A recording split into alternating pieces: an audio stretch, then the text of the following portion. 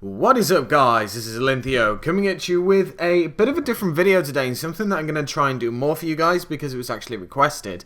So a lot of people wanted to see the different decks that I ran at locals, and I know that I do a lot of different deck profiles, but people wanted to know kind of the day in, day out type of decks that I'll bring to locals and so on and so forth, and how I do with them, the versions that I have and everything like that. So I'm going to do this a little bit more because I think people would like to see the competitive side of my kind of game. So for this one, I was down in Bristol in Area 51 this weekend because I went to see some friends and I got his collection, everything like that. So I thought I'd go and enter, and I entered with, as you can see, Satellarknights. So Satellarknights are an interesting deck. I really do enjoy them. And what I'll do for this video and these different videos is I'll go through the deck list of what I actually ran at the event and point out cards that I liked and didn't like, and then anything else that I would actually change with the deck. So yeah, that's basically it. So we'll go straight into it. So first off, we have the 3 Deneb. You run into Satellarknights, so you run 3 Deneb.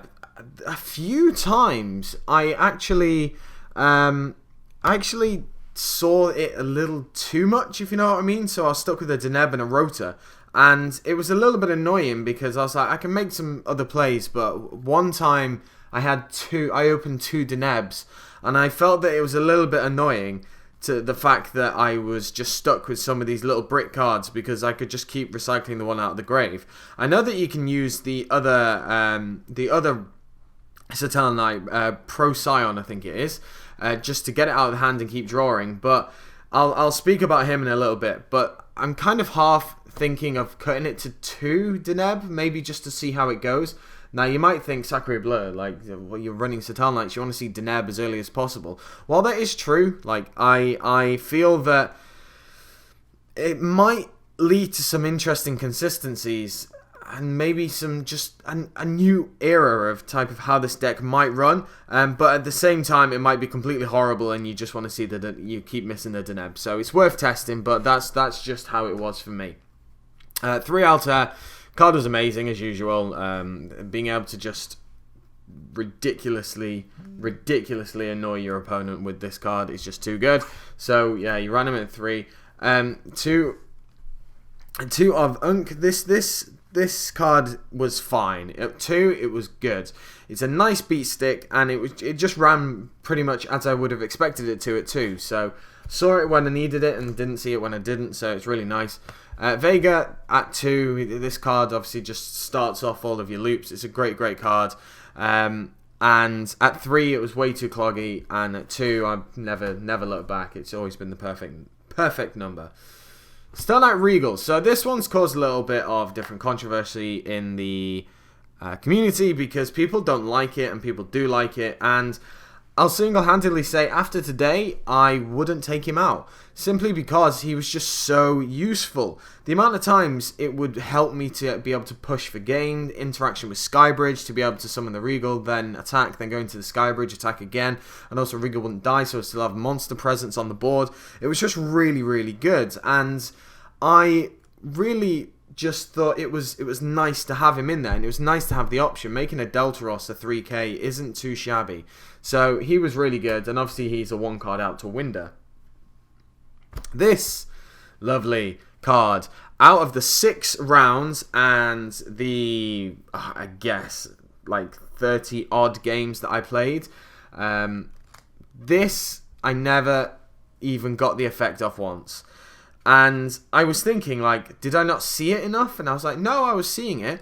But the thing was, at the times that I thought it might be useful, by the time I got to it, it was just too late. Like, I had used the cards in my hand, and the cards that I had in my hand, the actual Satellarknight monsters, I wanted to keep there. I didn't want to just get rid of them.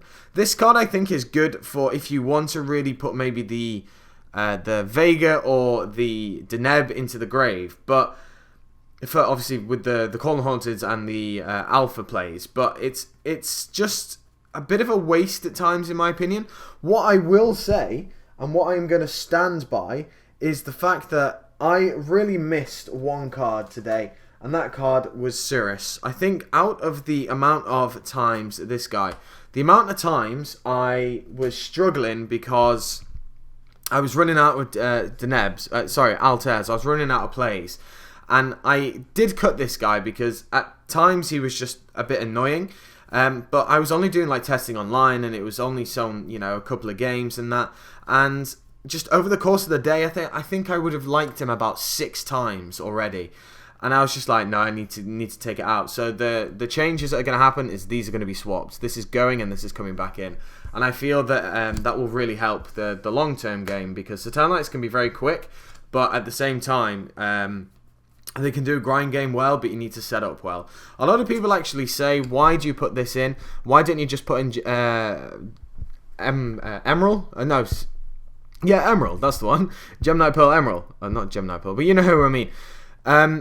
While that is good and it has less restrictions on it, Pearl or Emerald even is just, it's too slow. And the fact that I have to give up an XC summon to actually just get the effect off for less, it's not that great. And with this, you can at least plan it.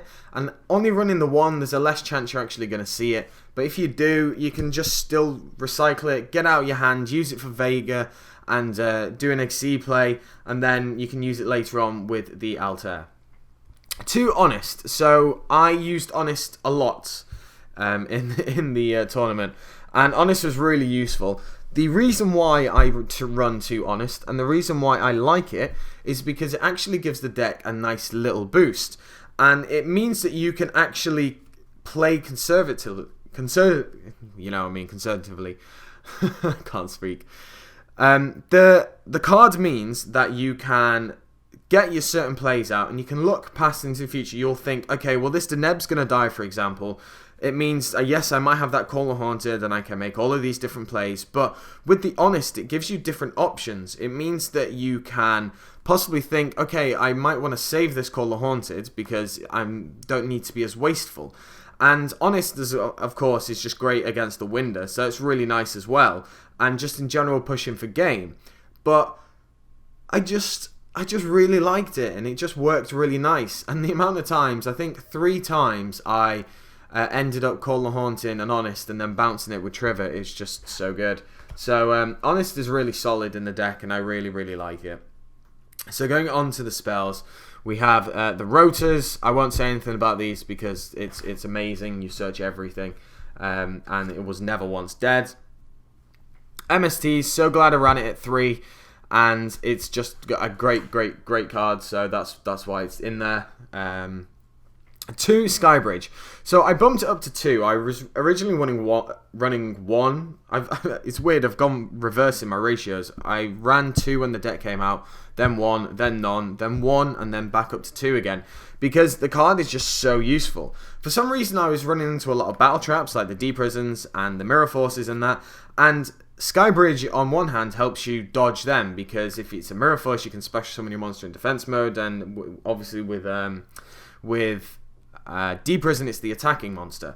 So it's just a really solid card, and it helps with Regal. It also helps with just different OTK plays, and I just like it because it turns bad hands into a playable hand.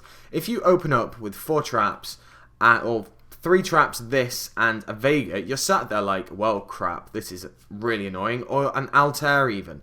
Because you can just summon it, and what I like to doing is I'll summon one of these pointless monsters, like an Altair, and set the back row. And you've got 4 back rows, so your opponent automatically thinks, well, he's got an Alpha, so they'll play around it, and a couple of times that happens, and then in the end phase, I'll go Skybridge, if they obviously haven't attacked into it. If they've attacked into it, I'll still activate the Skybridge. But it means you can search out that Deneb and then search out that Altair. And if they do indeed kill that Deneb, you straight away have a Deneb play live for your next turn. So it's just really nice card. You can do a lot of mind tricks with this, and I just really like it. I think it's a great solid card, and one that's really underrated. Snatch Steal, great card. It just wins games. I won a couple of games because of Snatch Steal. Book of Moon, it was alright. It didn't really have that much of a showing, but I'm keeping it in here in principle because Book of Moon, in my opinion, is an incredibly powerful card when it's used correctly. Soul Charge, did it once. I did it once? Twice, I think it was. And every time it was for 2 of them. I only paid 2,000. And the reason why in my grave I only had an Altair and a Deneb, reason why I did that is because I knew he had the Fiendish, because I had Mind Crushed him in game 3 and I saw the Fiendish. So with if I just only paid the 1,000 with the Altair, then it would have ended up just not working out, because obviously I would have sat there with a dead Altair. But Soul Charge was just good. It just runs nicely. And the Raigeki. I played a Tengu Plant Fire Fist deck, and he went off first turn, and I had Raigeki, and it was basically just game over from that. But Raigeki is a strong card. If you go up against Burning Abyss or anything like that and you feel uncomfortable, you can always side it out. Novus, going on to the traps, incredible card, saves my ass so many times, and people are scared of it. As soon as they see a monster on board, they're very, very scared. 3 Fiendish, this card worked perfectly, as it always does. Much better than Breakthrough for me, personally, and my playing style, so I'll definitely be keeping 3 of them in there. 2 Call the Haunted, I've cut it down to 2, and I'll just show you the Oasis as well. So it's a ratio of 2 and 2 now, because I think this is a bit more consistent. If I'm running 3 a Nook, then yeah, sure, you can run 3 or 2 or whatever variant you want. A lot of people might run 3 and 1 or 3 and 1. It just completely depends. But I like it like this, and it was actually working out quite nice. It just meant that I wasn't drawing Call the Haunted first turn with no monsters, or the Oasis first turn with no monsters. So it was quite nice. 2 Vanities. I finally got my hands on some Vanities again, so Vanities have gone straight back in here. The card's just really good. There's no real need to talk about it. I wouldn't take it out at all. The 1 Mirror Force worked alright, not too bad. It's because I just want a little bit of protection, so I just go for the Mirror Force. It caught a Satellarknight player out when he summoned his whole board and then tried to attack. I Mirror Forced him, and he realised his misplay, so that was good. And the 1 Warning to make it 40 cards. Warning was just Warning. I sided it out a couple of times, depending on the matchup, which I'll go into in a second. But yeah, so the Warning was fine, in my opinion. Quickly, the extra deck, the 1 Diamond, because Burning Abyss and everything like that. 2 Trevor, this card's incredible. I summoned this so many times. And it won me so many games. I don't know why they printed this card, because it is just so unfair. And there's an interesting little loop that you'll probably know about, but that I was doing, that I'll tell you about in a second. The 1 Deltaros, great card. It helped me out a couple of times. Castel was always using these, just because it's great to remove a card instead of send it to the grave or anything like that. The 1 Exiton, got it off once. The 1 Omega, I did summon it once, and it helped because I knew what his back row was. It was a Fiendish. The 1 Gandiva, summoned it in the mirror, which was nice. The 1 Cowboy, I shot him for someone for game once. The 1 Dweller, never went into it because I never played any Burning Abyss or Shadows, weirdly enough, even though there was loads there. Never used it, but it's a great card anyway. Crazy Box, I couldn't get into it quick enough for Quillforce. The 1 Rhapsody, I considered going into it, but never did, but it's a staple in my opinion. And Ragnar Zero, I might cut Ragnar Zero for something else, just because while I never went into it, there was never any situation or scenario that I thought, yeah, I really need it. Even the Sacrifice play, I was like, I don't really like this. So going on to the extra deck, just to point out my lovely Ojama tokens there. Too good, and you'll see why. The 1 Thunder King, yep, I know, it does shut down my searching, you are indeed correct, but when you're in a position of power and you have a lot of back row and everything like that, it's quite a strong card. I can't remember who I summoned it against. In the mirror I summoned it actually, and he was just screwed. The MVP of the day was 3 Flying Sea. This shut down my Dolch, Burning Abyss, and the mirror, and it was just brutal. It was just absolutely amazing. There was a little soft lock that I kept doing with this and Trivia, where the fact that I would summon this on my opponent's side of the field, special summon it to their side of the field, then Trivia, get it back to my hand, then poke them and drop a card out of the hand, and then do it again next turn, and then do another Trivia while I have a Trivia on board. So I just kept tagging in and out. It's weird contact fusion. So Flying Sea was absolutely incredible, and it's really earned its place in my extra deck. Twister, good generic cards, hitting the scouts, hitting the anything that's face up that's good. The one Soul Drain, never needed it, weirdly enough, as I said. Didn't play any Burning Abyss. The Shadow games, Shadow and Prisoner Mirror, it's staple cards. It's really good right now, so that's why I do play it. The 2 Mind Crush, really nice. I enjoy playing Mind Crush depending on the format. It's just a nice card to play, and when you open up double Mind Crush like I did to my opponent, he cried a little bit because it was in the Satellarknights. It sounds like I played too many mirrors. I played 2 mirrors of Satellarknights, and there was only 2 there. But anyway, yeah, it was fun because I Mind Crushed him. He denebbed and into the Altair first turn. And then I had the 2 Mind Crushes. I drew the second off the 6 cards, set them because I knew he had the Deneb. In his standby phase, went into the Deneb, went into the Altair, and then saw what his hand was, and he had Warning and a Snatch Steal, and I was like, get rid of that Snatch Steal, I can play around the Warning. So, yeah, it was really, really solid. 2 Ajama Trio is really good card, hence why tokens are there, and this card's just, it disrupts people for days. And non-fusion area, the reason why you might think, Scrub, why are you using this one for shadows? I'm testing them out. I wanted to see how they actually ran in the deck and such. So I'm swapping in and out the different ones. But unfortunately, I never needed to use it because I didn't play any shadows because there were none. So that's the deck profile. They're the reasonings for them, for the card choices. The matchups, it was 6 rounds of Swiss, no top cut. And it was basically I was 5-1. The first one I lost was Quillforth. Game 1, I ended up just controlling the game because he summoned the Helix, sacrificed it, didn't have any searches for the tools or anything like that. And I summoned the Deneb, he skill drained, and I ended up just Snatch Stealing because I had Snatch Steal in my hand. So the game was over pretty quick because he couldn't really do anything. Game 2... it was against a mirror, and that ended pretty quickly just because I overpowered him. Game 3 was Tengu Plant. Game 1, I ruined him because he went off first turn and with a Scrap Dragon, a Librarian and a Tengu, and I drew the Raigeki because I had it in hand.